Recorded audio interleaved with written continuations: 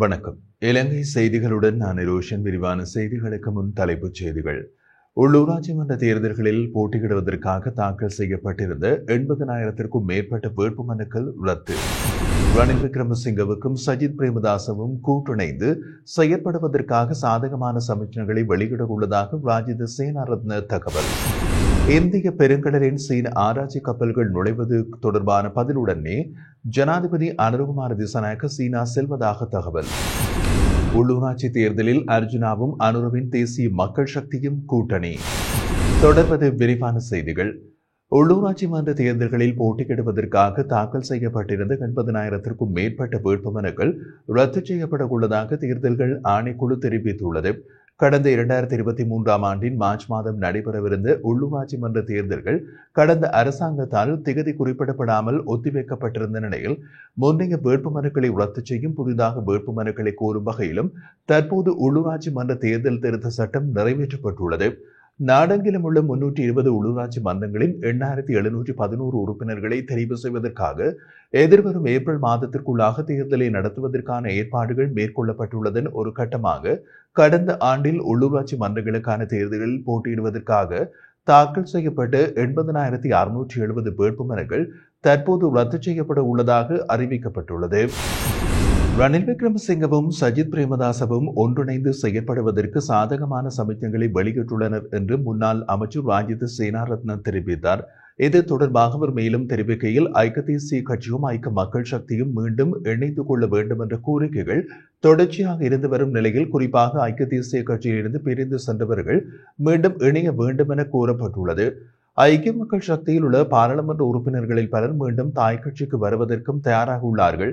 எனினும் அவர்கள் தங்களின் பிரதிநிதித்துவம் சம்பந்தமாக சிந்திக்கின்றனர். ஐக்கிய தேசிய கட்சியும் ஐக்கிய மக்கள் சக்தியும் இணைகின்ற போது தேர்தல் வெற்றிகள் உள்ளிட்டவை சாதகமாக அமையும் என்பதை நடைபெற்று முடிந்த கூட்டுறவுத்துறைக்கான தேர்தல் வெளிப்படுத்தியுள்ள நிலையில் கட்சியின் கீழ்மட்ட உறுப்பினர்கள் மீண்டும் இருதரப்பும் இணைந்து கொள்ள வேண்டும் என்பதிலும் தீவிரமாக உள்ளார்கள். எனவே கட்சியின் அங்கத்தவர்களின் நிலைப்பாடுகளை கட்சியின் தலைவர்கள் உணர்ந்திருக்கின்றார்கள். அதனால் அவர்கள் கூட்டிணைவது குறித்து பேச்சுக்களை முன்னெடுப்பதற்கான சாதகமான சமிக்ஞைகளை வெளிப்படுத்தியுள்ளனர். ஆகவே எதிர்வரும் உள்ளூராட்சி மன்ற தேர்தலுக்கு முன்னதாக சாதகமான முன்னேற்றங்கள் ஏற்படும் என்ற நம்பிக்கை வெகுவாக உள்ளது. அதற்கான பேச்சுக்கள் தற்போது முன்னெடுக்கப்பட்டு வருகின்றன என்றும் தெரிவித்தார். ஜனாதிபதி அனுரகுமார திசாநாயக்க எதிர்வரும் செவ்வாய்க்கிழமை சீனாவுக்கு விஜயம் செய்வதோடு இதில் வெளிவிவகார அமைச்சர் விஜித ஹேரத் மற்றும் போக்குவரத்து நெடுஞ்சாலை துறைமுகம் மற்றும் விமான சேவைகள் அமைச்சர் பிமல் ரத்நாயக்க உட்பட்ட அரசு அதிகாரிகள் பங்கேற்பதாக தெரிவிக்கப்படுகின்றது. ஜனாதிபதி அனுரவின் 2வது உத்தியோகபூர்வ விஜயமாக சீனா அமைந்துள்ள நிலையில் இந்தியா உட்பட சர்வதேச நாடுகளின் கவனத்தை வெகுவாக ஈர்க்கின்றது. சீன விஜயத்தில் மிகவும் முக்கியமான பல விடயங்கள் பேசப்பட உள்ள நிலையில் இந்திய பெருங்கடலில் சீன ஆராய்ச்சி கப்பல்கள் நுழைவது தொடர்பாக இருக்கும் என்றும் எதிர்பார்க்கப்படுகின்றது. இதற்கான பதிலுடனேயே ஜனாதிபதி அனுரகுமார திசாநாயக்க சீனா செல்வதோடு இலங்கை எதிர்பார்த்ததை விட பல உதவி திட்டங்கள் கிடைக்கப்பெற உள்ளதாக அரசாங்க முக்கியஸ்தர் ஒருவர் குறிப்பிட்டதாகவும் செய்திகள் வெளிவந்துள்ளது. இலங்கை அரசு ஒரே சீனா கொள்கையினை தொடர்ச்சியாக கடைபிடித்தல், சீனா ஊடக குழுமம் மற்றும் இலங்கை சுற்றுலா மேம்பாட்டு பணியகத்திற்கும் இடையிலான புரிந்துணர்வு ஒப்பந்தம், சீனா சுங்க கட்டுப்பாடு நிறுவனத்தின் இடையீட்டில் இலங்கையிலிருந்து கோழி இறைச்சி சீனாவுக்கு ஏற்றுமதி ஒப்பந்தம், இலங்கையின் வடக்கு கிழக்கு மாகாணங்களில் சிறிய அளவிலான மீனவர்களுக்கு 35.7 மில்லியன் யுவான்கள் செலவில் சீன உதவிகள், சுகாதார மற்றும் ஊடக அமைச்சு மற்றும் சீனா மக்கள் குடியரசு ஊடக நிறுவனத்திற்கும் இடையில் 5 புரிந்துணர்வு ஒப்பந்தங்கள் ஆகியவை ஏற்கனவே முழுமைப்படுத்தப்பட்டுள்ளது.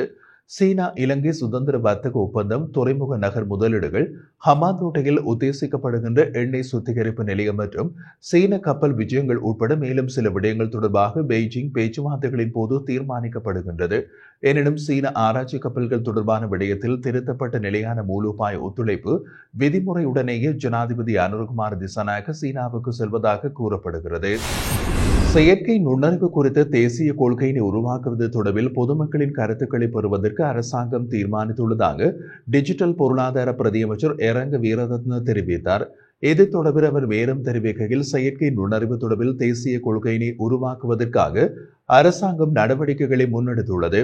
இந்த தேசிய கொள்கையை உருவாக்குவதற்காக பொதுமக்களின் கருத்துக்களை பெற்றுக் கொள்வதற்காக மார்ச் மாதம் 14ஆம் தேதி வரையில் கால அவகாசம் அளிக்கப்பட்டுள்ளது.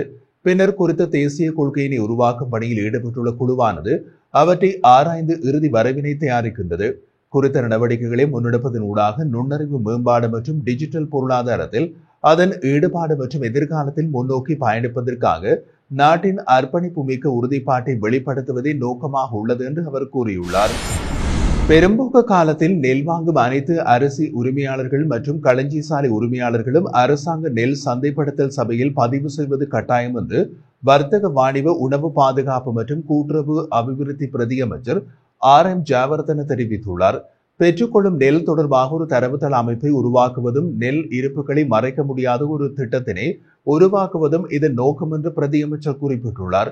தட்டுப்பாடு இல்லாமல் அரிசி வழங்கும் நோக்கில் அரசு நெல் கொள்முதல் திட்டத்தை செயல்படுத்தி வருவதாகவும் நெல் மற்றும் அரிசிக்கான உத்தரவாத விலையை ஒரே நேரத்தில் தீர்மானித்து வர்த்தமானியில் வெளியிட உள்ளதாக எதிர்பார்ப்பதாகவும் பிரதி அமைச்சர் தெரிவித்தார்.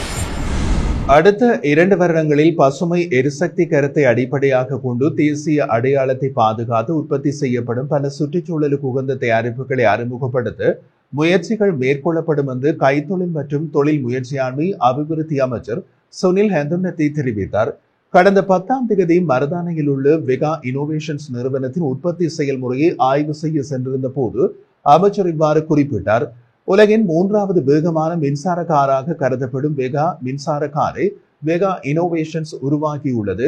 100% உள்நாட்டில் தயாரிக்கப்பட்ட மின்சார முச்சக்கர வண்டிகள் மற்றும் செயற்கை நுண்ணறிவு தொழில்நுட்பத்தை பயன்படுத்தி நிறுவனத்தால் தயாரிக்கப்பட்ட பிற தயாரிப்புகளை ஆய்வு செய்த அமைச்சர் தேசிய மற்றும் சர்வதேச அளவில் இதுபோன்ற சுற்றுச்சூழலுக்கு உகந்த தயாரிப்புகளை ஊக்குவிப்பதற்கான தடைகளை நீக்க கொள்கை முடிவுகளை எடுக்க அரசாங்கம் தயங்காது என்றும் தெரிவித்தார். பாரம்பரிய தமிழ் கட்சிகள் ஒன்றிணைவது பற்றி கூட்டப்படவுள்ள கூட்டம் பற்றி விமர்சித்துள்ளார் யாழ்ப்பாணம் தேர்தல் மாவட்டத்தில் இருந்து தேர்ந்தெடுக்கப்பட்ட நாடாளுமன்ற உறுப்பினர் ராமநாதன் அர்ஜுனா. ஜனாதிபதி அனுர தலைமையிலான தேசிய மக்கள் சக்தி அரசு அரசியலமைப்பு சட்டத்தில் திருத்தம் கொண்டு வரப்போவதாக கூறியிருந்தது.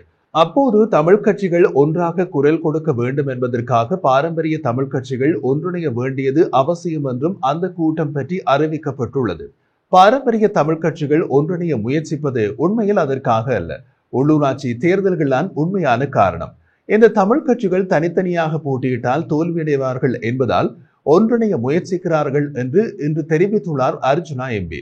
உண்மையில் இதே கருத்தை நாம் நேற்று தெரிவித்திருந்தோம். இது பற்றி விரிவான காணொலி ஒன்றை நாம் நேற்று எமது தாய்நாடு யூடியூப் சேனலில் பதிவேற்றம் செய்திருந்தோம். அந்த காணொலியை நீங்கள் பார்க்க விரும்பினால் அதற்கான இணைப்பு இந்த காணொலியின் பின்னூட்டமிடும் பகுதியில் கொடுக்கப்பட்டுள்ளது. உள்ளூராட்சி தேர்தல் தொடர்பாக மற்றும் ஒரு முக்கிய கவலையையும் இன்று வெளியிட்டுள்ளார் நாடாளுமன்ற உறுப்பினர் ராமநாதன் அர்ஜுனா. அதன்படி வரும் உள்ளூராட்சி தேர்தலில் அர்ஜுனா எம்பியின் சுயேட்சை குழுவும் ஜனாதிபதி அனுரவின் NPPயும் ஒரு கூட்டணியாக போட்டியிட உள்ளனர். ஆளும் கட்சியான NPPக்கு அர்ஜுனா எம்பி தேவை என்று இப்போது அவர்கள் உணர்ந்து கொண்டுள்ளார்கள் என்றும் அவர் தெரிவித்துள்ளார். இந்த கூட்டணி பற்றி அதிகாரப்பூர்வ அறிவிப்பு எதுவும் வெளியாகாத நிலையில் இந்த தகவலை சமூக வலைதளத்தில் வெளியிட்டுள்ளார் அர்ஜுனா எம்பி. இது தொடர்பாக நாம் வெளியிட்ட விரிவான காணொலியை பார்க்க அதற்காக இணைப்பு இந்த காணொலியின் பின்னூட்டமிடும் பகுதியில் கொடுக்கப்பட்டுள்ளது.